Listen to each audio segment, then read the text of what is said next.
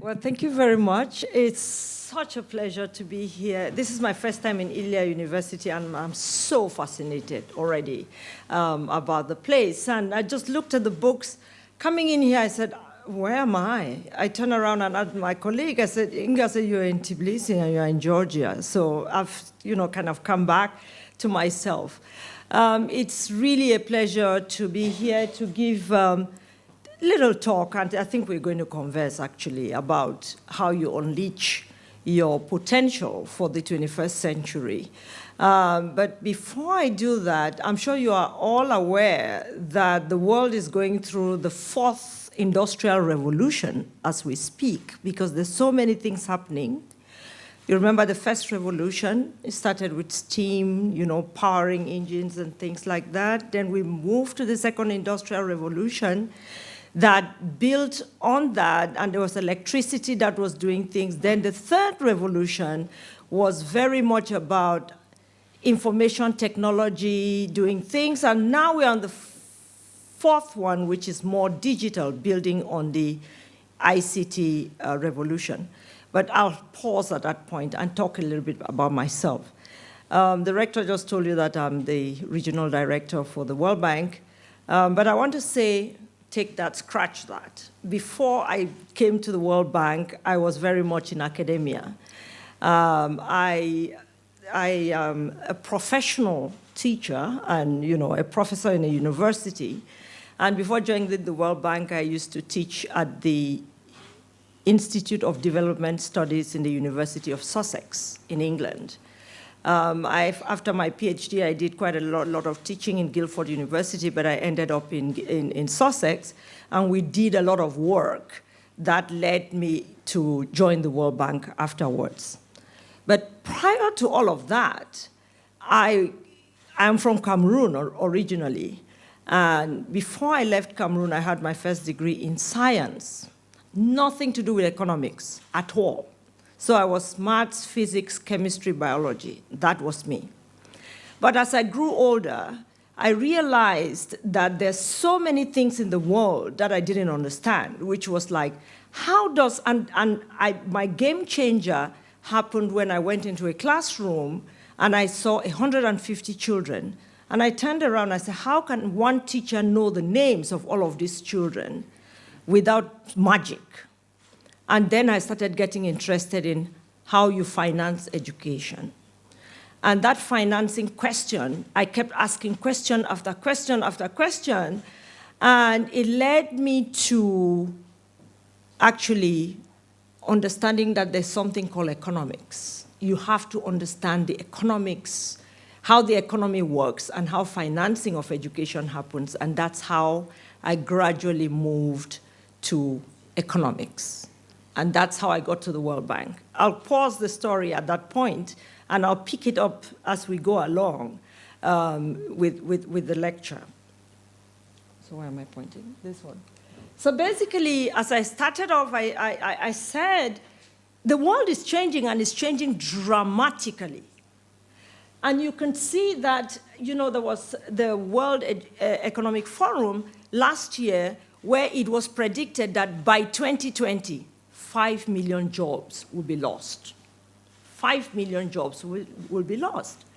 And they also predicted that 65% of the children who start school today, the jobs that they will be doing when they become the age of going to work, those jobs don't exist. We don't even know what they are, because things are changing at an exponential rate. So some jobs that exist now will be lost, new ones will be created, but the big issue is, will they be ready for those new jobs? And finally, 40%, we did a study here in 2014-15, it was called Skills Towards Employability Program, where we did surveys, and they found out that in Georgia, 40% of university graduates are unemployed. Isn't that something? So this is a problem. Right there, you can already see what the problem is. And why is that? It is so because there is a disconnect between the education that you have, and what the labor market is looking for. There is that disconnect. And you know, if you cannot plug it, if you cannot go into the work, will you have electricity? You won't, because there is that disconnect. And why is there a disconnect? Now let's start peeling the onion bit by bit. You realize that there are questions of a skills gap, there are questions of job shortages, and there are questions of information asymmetrics and sociocultural biases that I don't want to go to. So forget about the orange, forget about the blue, let's focus on the skills, because that's what concerns you right now, okay? And why do we have skills gaps? It can either come from insufficient quantity of education. If you leave school too early, primary education, secondary education, you have not acquired really all the skills that you want. So you have a deficiency in quantity. It could be in quality as well. The content of your education is not robust enough for you to actually fit in the labor market. And it could be relevance. The labor market could be looking for scientists and you're doing something else. The labor market could be looking for people who know lawyers and so on, and you're doing something else. So when your skills are irrelevant to the jobs that are available, you don't have a place. There's a gap. So that's what happens. Now, if you drill that down, you see on the right side, you have the skills that people currently have and the skills that the labor market is looking for. There's a gap right there.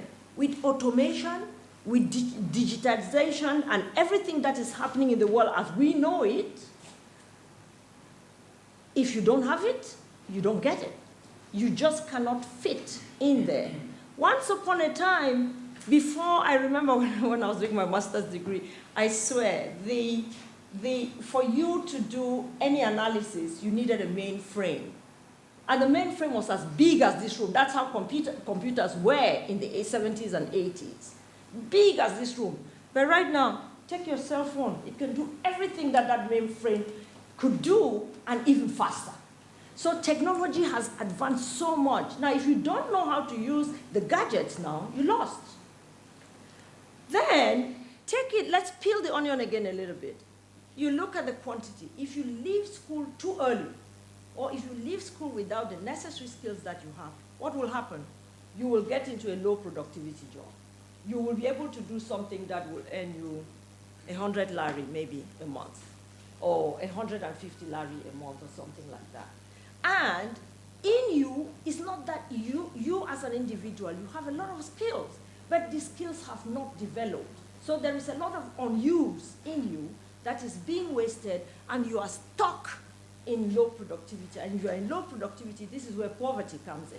This is where you are unable to have the right kind of accommodation you want, the right kind of bill, the nice car that you want, the beautiful coats, and everything that you want to have a good life. You're stuck because of that low quantity. But then, what is in the quality? What is in the quality? What does it take to be ready? You need three kinds of skills. You need cognitive skills, you need technical skills, you need socio-emotional skills. All three are very, very important. You can learn all the things that you want to learn, you can have all the technical skills that you want, but if you don't have socio-emotional skills, you can't work with people. You can't, you can't be in a team. You can't really exchange with others without shouting and hurting, and people run away from you. So those socio-economic, emotional skills are extremely important. That's what we call soft skills. Your soft skills, being able to work with others, telling the truth, being open to experience, always available to learn, and all of those things are extremely important. But then, if you zoom in again, you see the intersections. I'm sorry, it's a little bit blurred because the screen is far and the writing is. But what it's saying is that there is an intersection between the three: the cognitive, the technical, and the socio-emotional. Now, if you look at B, where B is. If you have all three, you are able to solve problems. You are going to be able to problem solving, organizational skills, and you can really be creative and do things. When something happens, you're there, you can solve problems and so on, because you're combining your cognitive, your technical, and your socio-emotional. Now, if you look at the green, if you combine the green and the blue, the cognitive and the technical, the socio-emotional, then you can make decisions. You can look at a problem and you can say, you can feel, you can look at it, you can be able to make good judgments about and make decisions. You can communicate very well. You can control yourself. You can have that kind of self-control. If somebody says something that's not nice, you don't go beating people all over the place. You can say, that's his problem, and you get on with yourself, and so on and so forth. So those skills are extremely important because the world is complex. Individuals are different. People come to you, and you don't choose who you work with. And people, even if you have two children born of the same parents, they have different characters. And you have to learn you don't control that, but you have to control yourself, you have to control how you work with people. And so, again, just to share with you some data that was collected during the World Economic Forum from employers to say what are the skills that will be needed in 2015 and what are the skills that you think will be needed in 2020. Now, I want to give you 30 seconds to look at that slide. Can you read it from there? Good. Who can tell me what was in 2015 that is no longer? What is the difference between the two? 30 seconds.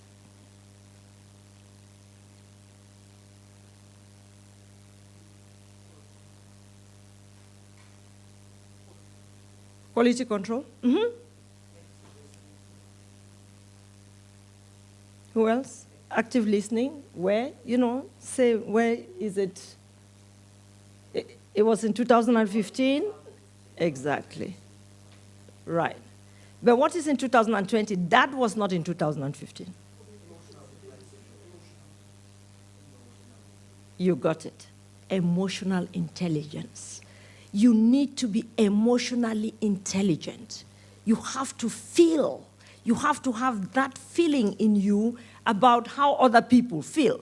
Because you don't just go talking to people anyhow, you don't just go doing things, because people have feelings. And feelings you don't see. They can keep it in them. There are some people who know how to hide their feelings. They seethe inside, and they don't show it, but they just react, and you begin to wonder. But you have to have that kind of intelligence to be able to tell that this is hurtful and this is pleasant, okay? Now, again, looking at the world of work, what employers are saying is we are beginning to look for people who can work in a team, people who can draw from each other, because everybody has a strength. Nobody comes to the table with nothing. Everybody has a strength. But then when you bring your strengths together and you work as a team, you become stronger. So working as a team is a very, very crucial skill that everybody must have. The next one is the ability to make decisions.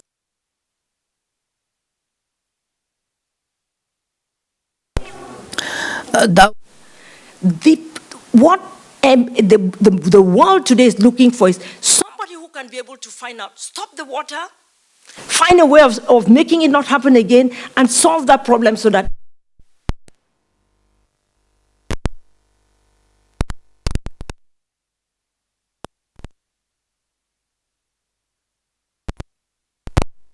Komunikация, verbal matters a lot. I can tell you, stand up, and I can say, could you please stand up? It will have two different effects, because the way you say it nicely would get you a different result. When you say it harshly, it will get you another different result. And somebody can say, you mean stand up? You're ordering me to stand up? I'm not standing up. Tell me what you'll do. But then if you said it nicely, the person will do it. So the way you communicate, the way you pass messages across, the way you relate to other people is extremely important. And there's a whole lot of them, but then I just want to end with the four, which one is to plan, organize, and prioritize. prioritize your work. You can't do so many things that are happening at the same time, but you can't do everything at once. You have to be able to know how to organize yourself, to plan, and to make sure that you do first things first. And the other thing I wanted to share with you is that it doesn't end. It doesn't stop.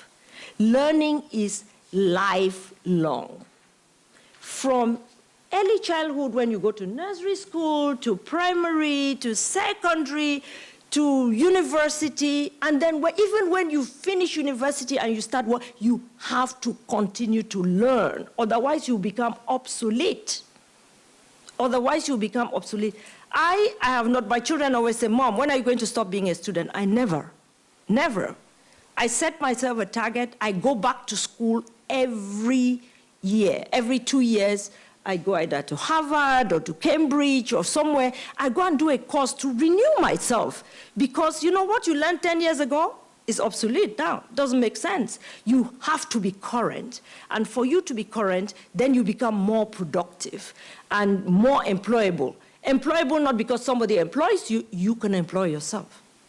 You become useful to yourself. So lifelong learning is extremely important. If you stop at any one point, you go back to that graph that I showed where you have a deficiency, where you have a gap in your thinking, in your acting, in your doing.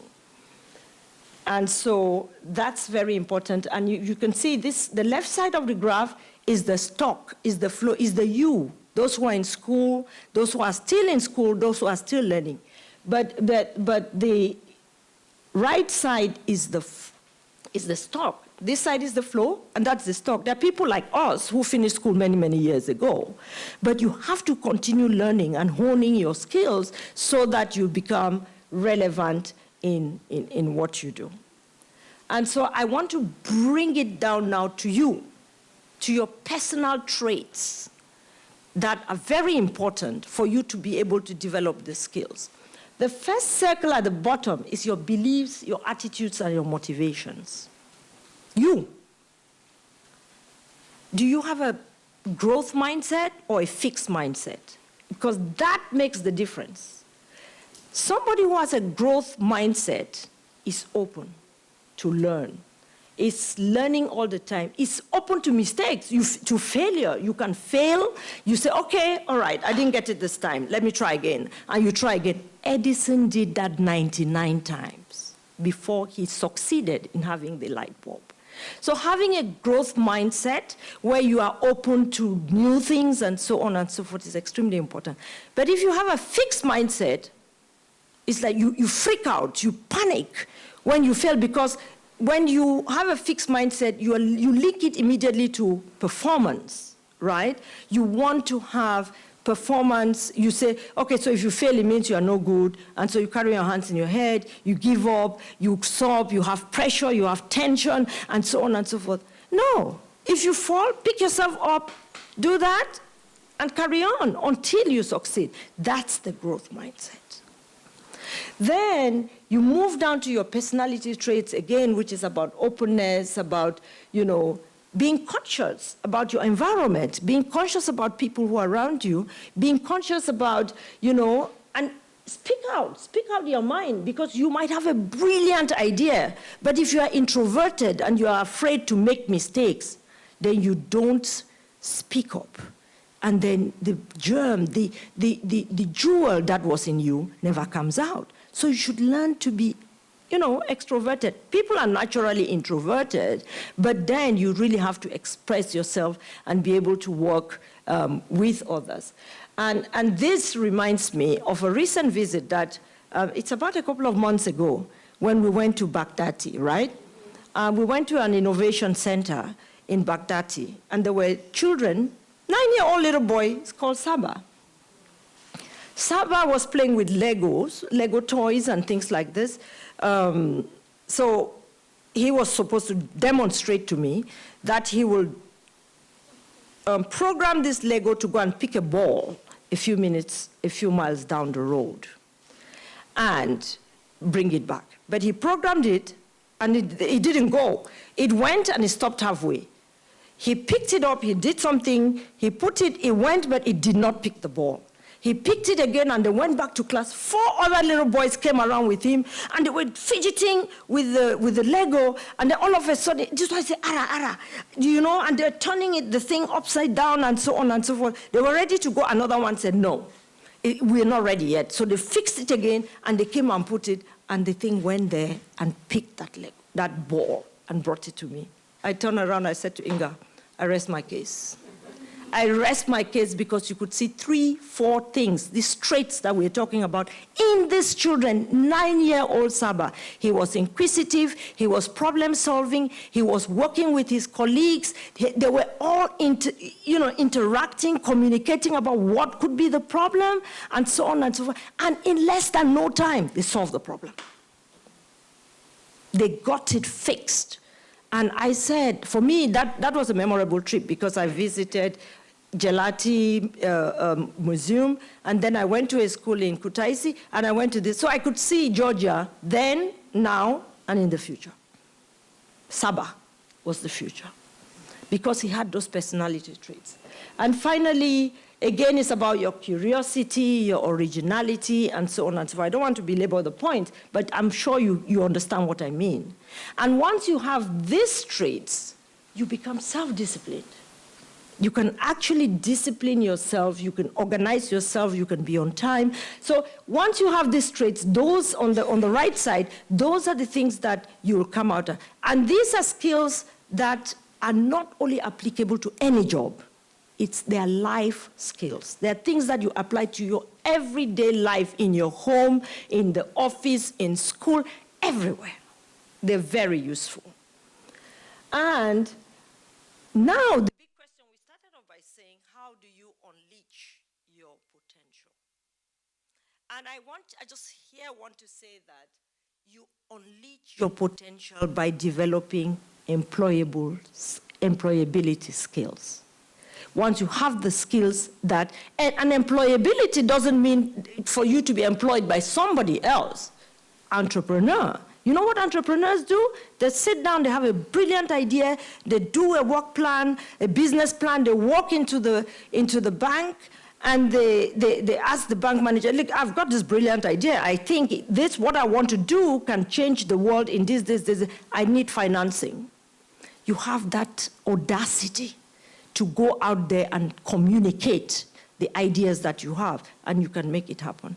I can tell you, when I finished my master's degree, I went back to Cameroon, and I saw what was happening in schools, and I said, this is not on. We can do better. We can create a school. I had no penny, I swear. I had nothing, not more than $200 on me as my capital. But I decided, I said, I'll ask 3 questions. Are you a parent? Are you concerned about your child's education? Do you want to do something about it? If you say yes to these 3 questions, come to my house. I gave the flyer everywhere, you know. I just come back from university bubbling with ideas. I want to change the world and so on and so forth. And all I did was tea and coffee and banana cake. And in less than no time, that day, precisely on the 9th of March, 1989, my living room was full of people who wanted to come and hear. What is this? Who is this person who says she wants to do something about education in this country? They came. I had prepared my proposal. I said, I have a piece of land. I have some money. I would like to build a school, and we want world-class education, because you can't afford to have 150 children in a class, and we can't wait for the government to do it for us. The children are our children. There's nobody who is more concerned about your child than you. So we can do something. I'm ready to do something about it. Join me. The richest man in town, equivalent to, I have many rich people here in Georgia, he just stood up, pulled out his checkbook, signed a check of $1 million francs and gave it to me. He said, my daughter, I have always wanted to do this, but I didn't go to school. Since you say you can do it, here's the money. I took that, and immediately everybody started chipping in I didn't have 200, equivalent of $200. But I had the idea. I put the idea on the table. And people put money together, and we opened the school in less than 6 months. We started with 12 children. Today, we have more than 1,500 children. And this was in 1989. I have graduates who are medical doctors, engineers. They're all over the world. There's no state in the United States where I can go to and not find my ex-students. The minute they hear I'm in town, they're looking for me. But what am I saying? I'm saying you have to dare. You have a good idea, put it on the table, look for financing, make it happen. Make it happen. And so that's the first thing there, is that you have to develop those skills. I could talk to people. I had the technical skills to do it. I had the cognitive skills to do it. I could talk to people, you know, and we could raise the finances. The next thing is you continue to learn all your life. As we speak, I am registered in about 3 courses that I take online. The MOOC, have you heard about MOOC courses?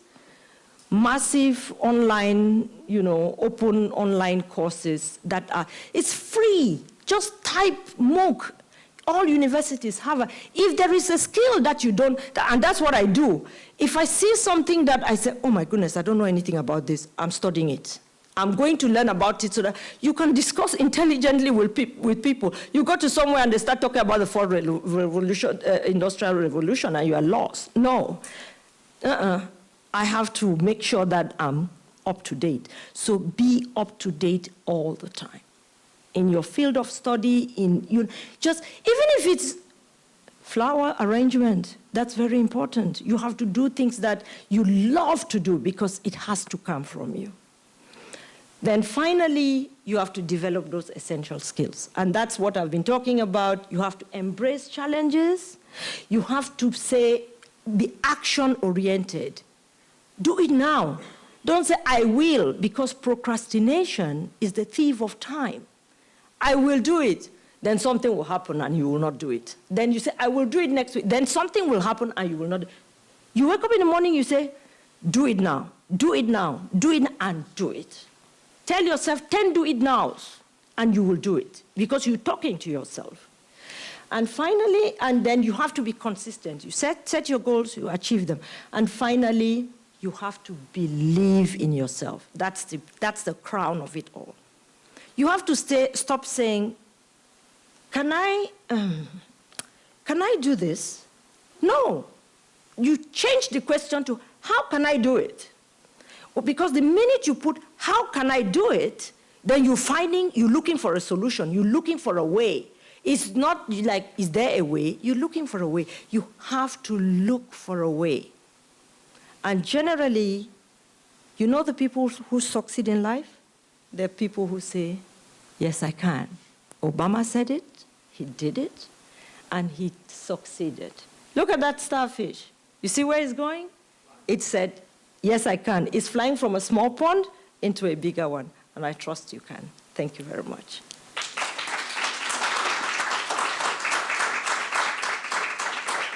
I actually have lots of students who have been with me who are now graduated from the famous universities, but every day it's kind of getting very, how to say, not popular, but painful question. What major should I do?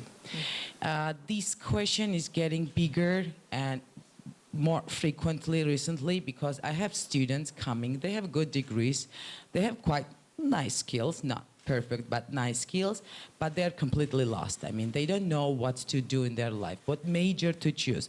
The labor market, I'm talking probably about the, considering the Georgian labor market. It's a little bit difficult to find the proper information, so what is valuable, what is required, what kind of profession you should pursue to be successful in your life. And mostly the kind of trivial choices like economics, business and management, international law, or not even criminal law, just international law, are becoming very kind of popular majors here. So is there any kind of tip or statistics or research that you can offer, suggest to me that as a teacher, as a counselor, as a person, as a friend to all of these people can advise or just can take into account? I know that computer science is growing because while in counseling for more than 10 years, there have been maybe almost 10, 15 different majors in computer science recently, but it's still very hard to make these kids understand what is this about. Thank you very much. I think that's a very interesting question, and it's a question that you will receive, especially if you're dealing with youngsters. I will break it down to the child has, you know, when you go to secondary school, when I went to secondary school, the first question they ask is, what do you want to do when you grow up? That's a normal question that they'll ask you, and we all have different fantasies, right? You know, my children used to say, I want to be a policeman, I want to be this, and because those are the role models that you see in your life. And those are the things that, you know, kind of drive you. One of the things I didn't share here is, it's a slide. We did a study here. We've done many, at the World Bank, we've done quite a number of studies about skills towards employability. And those skills are skills that, you see, I don't want to leave it, I don't want to you know, leave it to existing skills, because as we know, they're obsolete. In another 3 years, they will be useless. But what is important is being flexible, is being adaptable, is being, so I would tell the student, do what you like to do. Do what you like to do. Don't copy other people. Because, you know, that's the whole thing. Everybody wants to be a doctor. Everybody wants to be an engineer. There are jobs everywhere, and everybody has a different talent. You see somebody, when you love something, you excel in it. So it could be music, it could be anything that you want to do. It's your approach to it. So if I were you, I will approach this, my response to them would be, start from yourself. What do you, exactly, what do you really want to do? And I would tell you, the part I didn't tell you about my life is that I was an accountant with no accounting degree. I came back from school, from university. I didn't have a job, and there was some German firm was coming up. They said they needed somebody who knows how to work on computers. In those days, in the 80s, you know, the floppy, Olivetti, you had this big floppy drives and so on. And I had the first Toshiba laptop, which didn't have a disk drive. So it had an external disk drive. But the bottom line is I had computer skills. So the main job was actually accounting. And it was in German. I understood no word of German. But just to tell you, when you are daring and you want to face challenges, I've had a dictionary next to me. I took the job. I could manipulate the program. It's a program that came from Germany and so on. And I worked through this for a year. Before I knew it, I had known how to do bookkeeping, accounting, reporting, and so on, which is something I didn't learn from school. Why did I do that? I did that because I have that thirst for wanting to, challenging myself. You don't know something, learn it.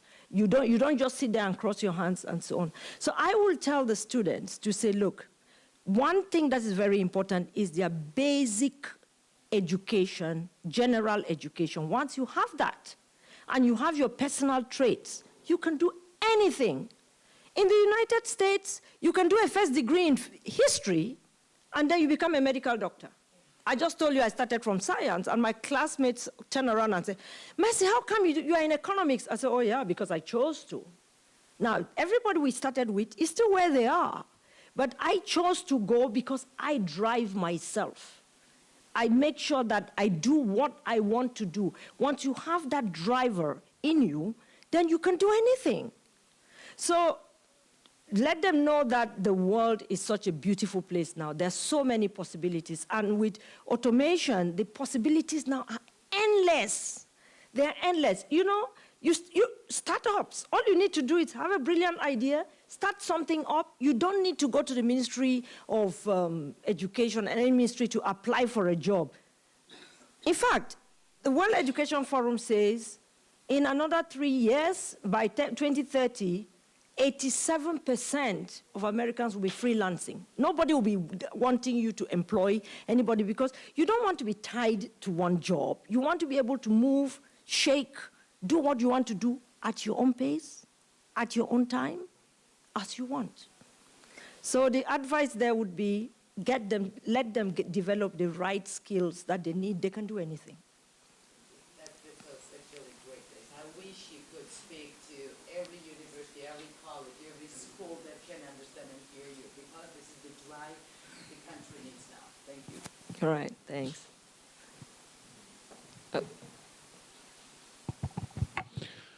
Yes, hello.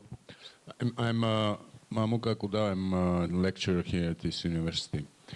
I didn't know that you were from Cameroon, where I spent several months there and have good memories and love that country very much. So if you could tell us how it's going in terms of education reform in your country, it could be useful.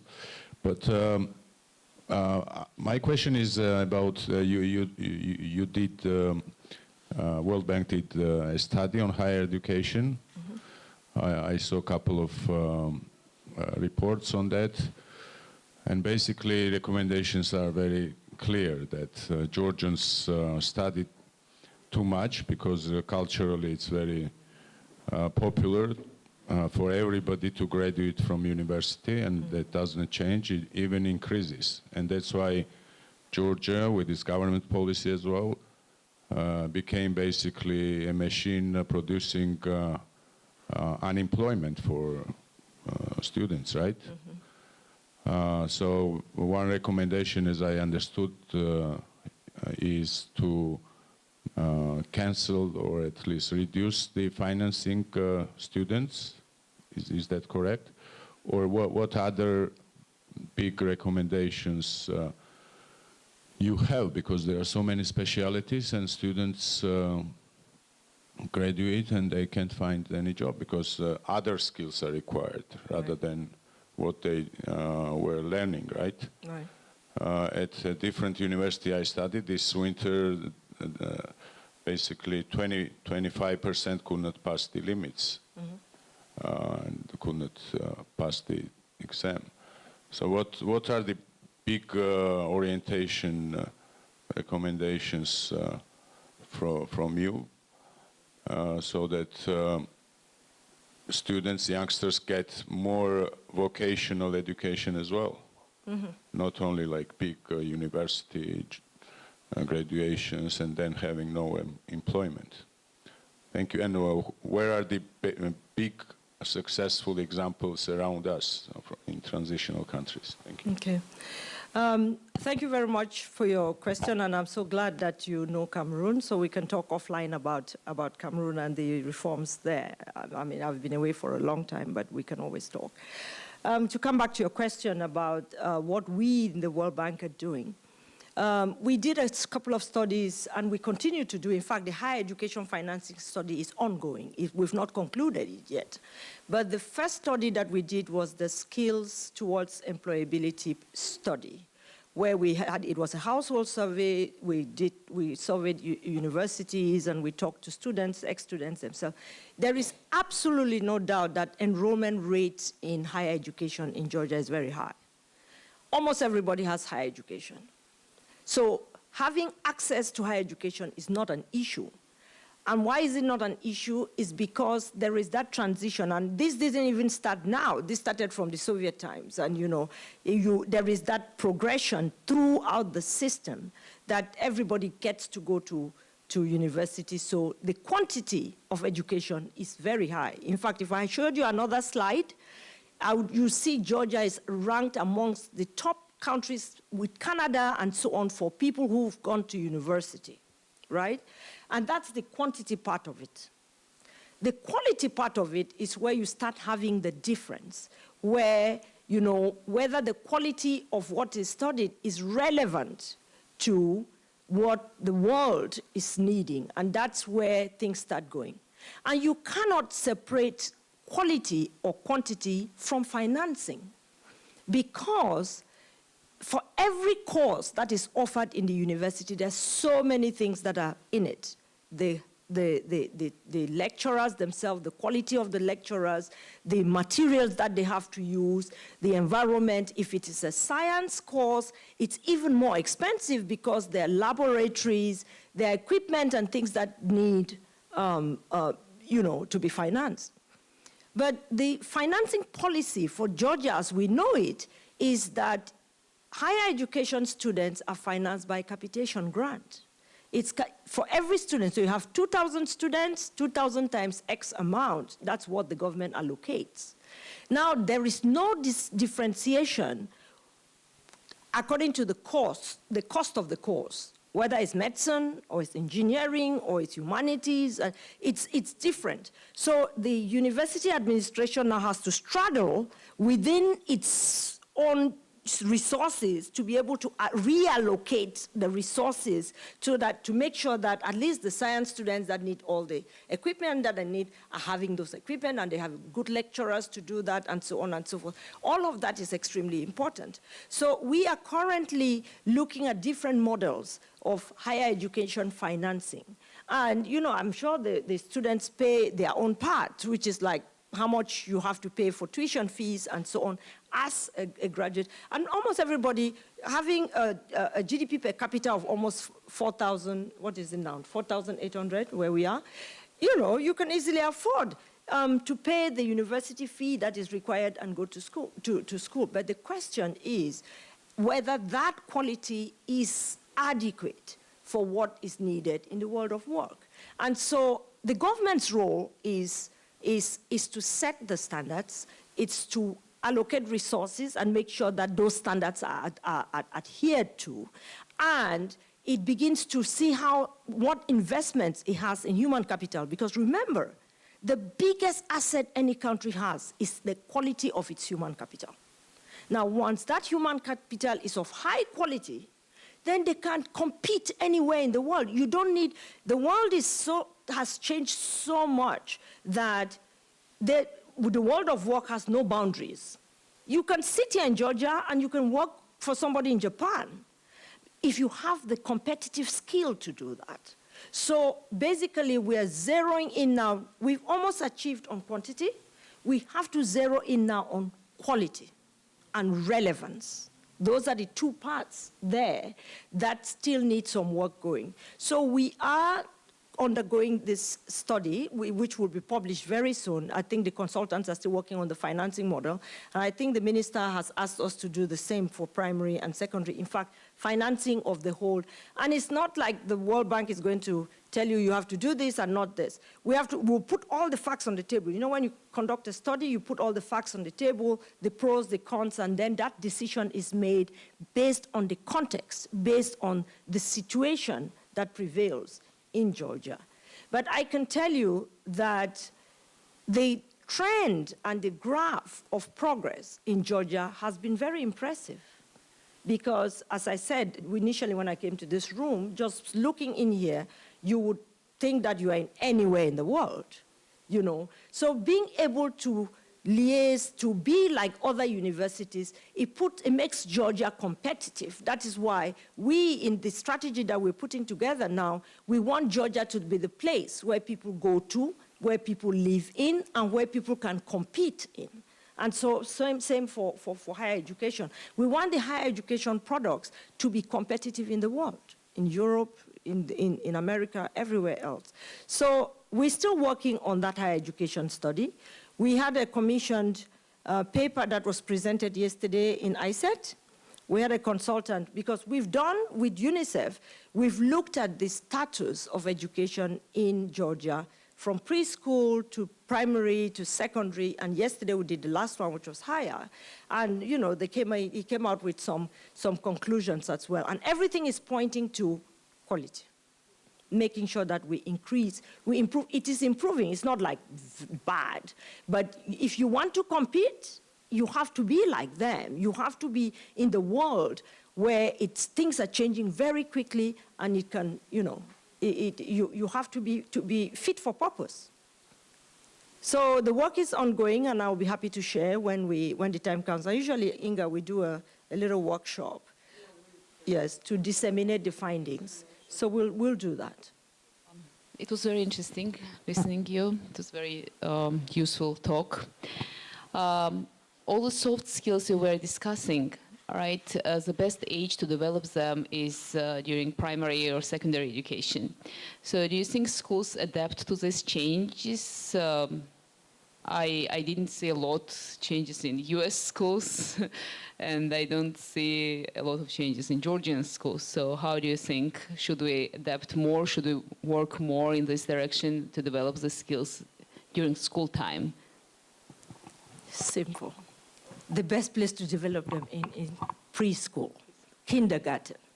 You know, children when they are young, 0 to 5, they're like clay. You can mold them. When they go to kindergarten, they are working. They learn how to be sociable. They learn how to be with other people. Once you do that at kindergarten, you're a high flyer. We've actually shown in studies that those who did kindergarten, they earn high wages. They go far because they develop those socio-emotional skills at that level. At that time, you are not. How do you call it? Adulterated, is that the word? It's like you've not been, when a file is corrupted, yes, you've not been corrupted by other things. You're still fresh, open, and then you can build those skills. So the place to actually do that, that is why we insist on early childhood education. Any child who has done that, you build the foundation right there. And you can build any skyscraper on that foundation, it will be solid. Now, if you have a weak foundation, then before you know it, the building will start going this way, or you start having cracks and so on. So to answer your question, the best place to do that is ECD, early childhood development, and then primary, and then you start building it. If you go, look at the slide. You see the slide for the lifelong learning? Your cognitive and socio-emotional skills are built in early childhood.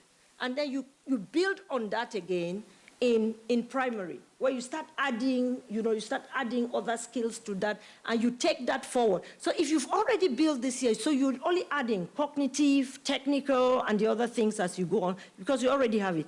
Now, for you to learn that at a late stage, a habit is easy to form but very difficult to eradicate. So once you form the habit, you can move. My question is basically the skills needed to get employed in 2020 have almost nothing to do with the subjects we are teaching at the university. The content is not there. It's the other skills which are needed.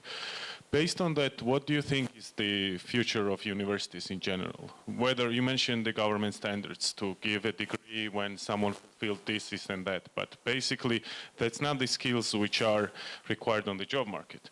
And naturally there is a gap, because to give someone a bachelor's degree, you need to teach them certain amount of skills which they just don't need on the labor market, as you also agree, I think. So why have standards to teach something which is basically not needed on the job market? Thank you very much. That's a very interesting question. If I had to talk for 2 hours, or if I had to break this talk, there's another part that I didn't share with you, which is the implications of all of this for the education system and for universities going forward. You know that in the new world, universities are not going to be in buildings like this. You can study anywhere, anytime, under a tree, and so on. If you have time, there is a TED Talk called School Hacking. Write it down, School Hacking. You'll see this 9-year-old boy who came out of school. Classes are no longer, content is no longer in classrooms from a teacher, from a human being telling you, because it's everywhere. It's in the internet. Google anything, you'll find it. Basically, what I'm saying is universities now need to change to respond to all of this.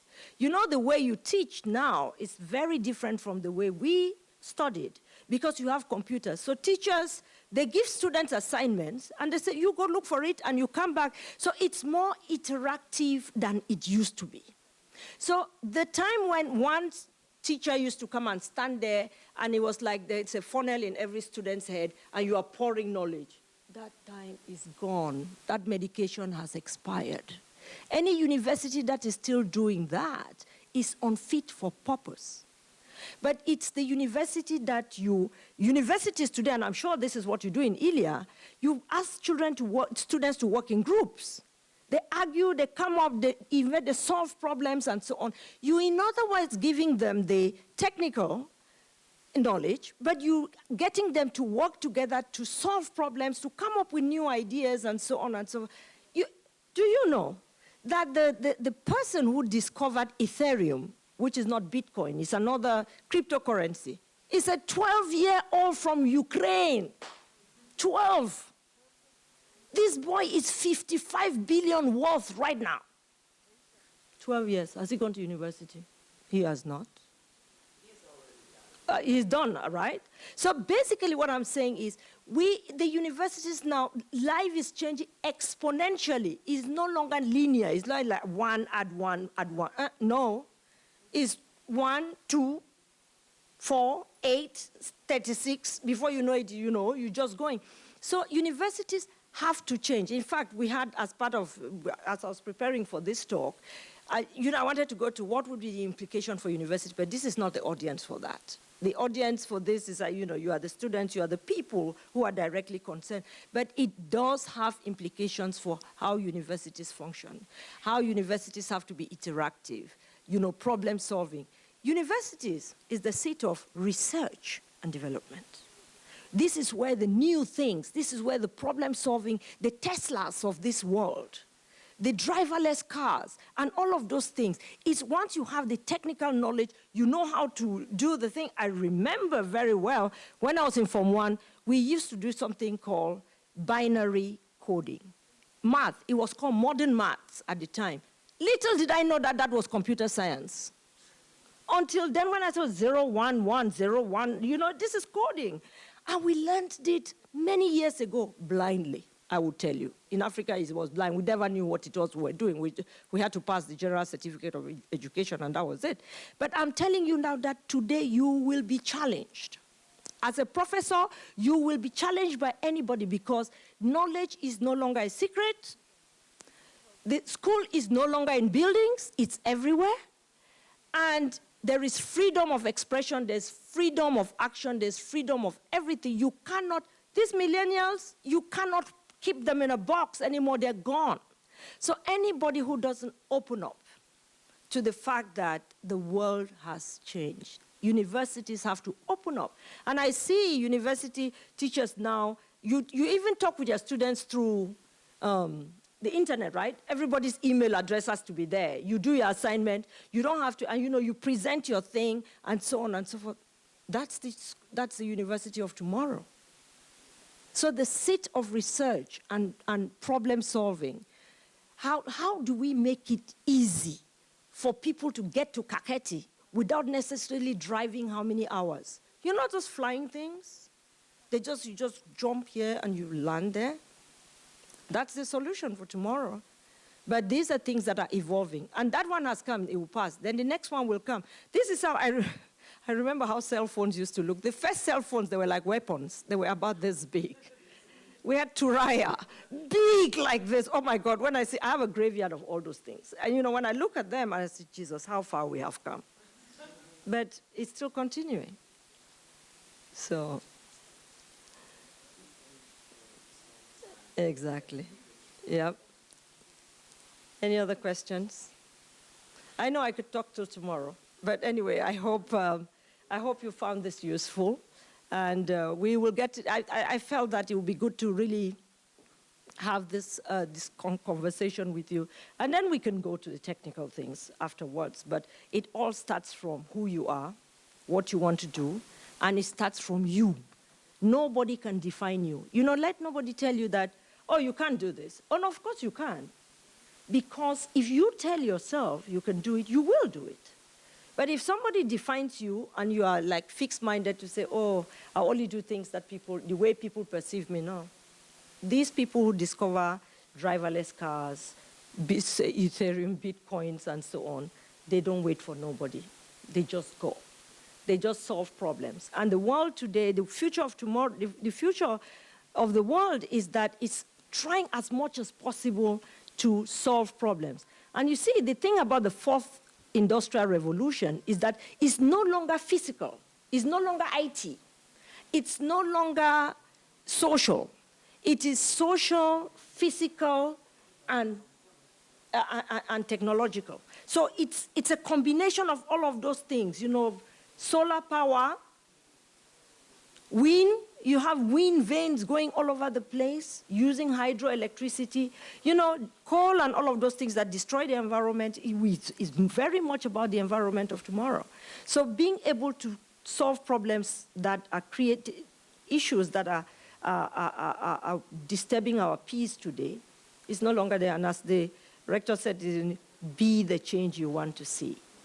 You make that change, and we will follow you. Thank you very much.